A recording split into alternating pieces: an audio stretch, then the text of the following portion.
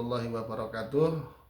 Bertemu lagi dengan saya Muhammad Syauqi Mubarak atau sering dipanggil Syauqi, mahasiswa semester 3 Universitas Islam Negeri Siber Syekh Nurjati Cirebon, Fakultas Ilmu Tarbiyah dan Keguruan, Program Studi Pendidikan Jarak Jauh, Pendidikan Agama Islam. Nah, teman-teman, pada pertemuan kali ini saya ingin mengajak teman-teman bahas sedikit tentang hakikat manusia dan pendidikan. Hakikat manusia dan pendidikan adalah dua hal yang saling terkait erat dan tidak bisa dipisahkan. Hal tersebut terjadi karena satu, melihat pendidikan adalah merupakan proses pengubahan sikap dan perilaku seseorang ataupun kelompok untuk mendewasakan manusia. Nah, pendidikan itu bisa dilakukan melalui pengajaran, pelatihan, ataupun penelitian. Pendidikan juga dapat terjadi di bawah bimbingan orang lain ataupun terjadi secara alamiah atau yang kita kenal dengan autodidak. Adapun tujuan pendidikan itu sendiri adalah mengembangkan potensi manusia melalui proses pengajaran dan pelatihan sehingga manusia dapat mandiri dan berkontribusi bagi masyarakat. Tidak hanya itu, pendidikan juga memiliki fungsi untuk memanusiakan manusia, membantu mereka memahami diri dan lingkungan, serta membangun karakter dan akhlak yang baik. Oleh karena itu, seorang pendidik ataupun calon pendidik sebelum memfasilitasi anak didiknya harusnya memahami dulu apa itu hakikat manusia.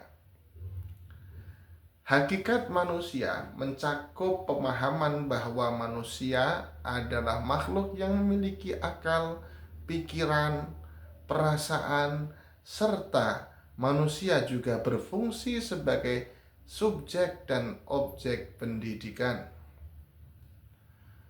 Manusia dapat dipahami sebagai makhluk terbaik yang kompleks dengan berbagai potensi dan karakteristik yang membedakannya dari makhluk ciptaan lainnya. Di dalam Al-Quran sendiri, kata manusia disampaikan dalam 3 bahasa atau bisa disampaikan dalam 3 hakikat. Yang pertama yaitu al-bashar, yang kedua adalah an-nas, dan yang ketiga adalah al-insan. Al-bashar adalah artinya manusia sebagai makhluk biologis. Sebagai makhluk biologis, manusia terdiri dari unsur materi sehingga memiliki bentuk fisik berupa tubuh. Selain itu, manusia juga mengalami fase pertumbuhan dan perkembangan, memerlukan makanan untuk hidup, dan pada akhirnya mengalami kematian seperti makhluk hidup yang lain. Yang kedua adalah an-nas, manusia sebagai makhluk sosial. Manusia sebagai makhluk sosial artinya manusia tidak dapat hidup sendiri sehingga membutuhkan orang lain untuk memenuhi kebutuhannya.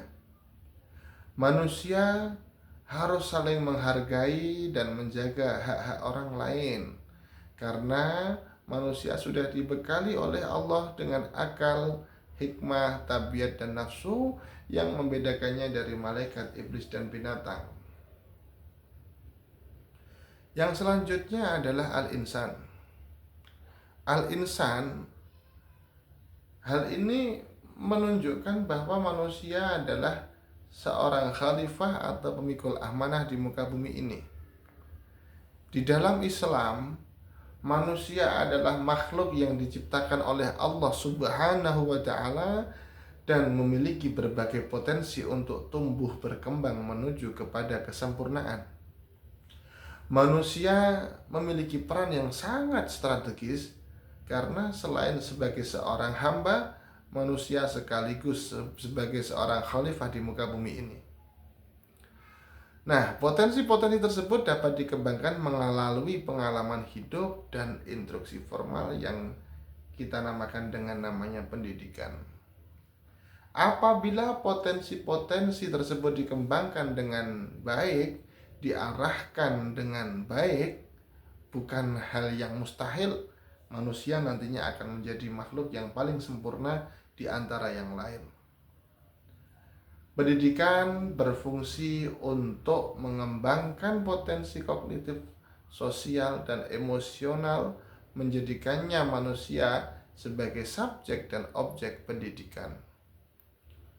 Melalui pendidikan, individu dapat memahami prinsip-prinsip hak asasi manusia dan berkontribusi aktif dalam masyarakat.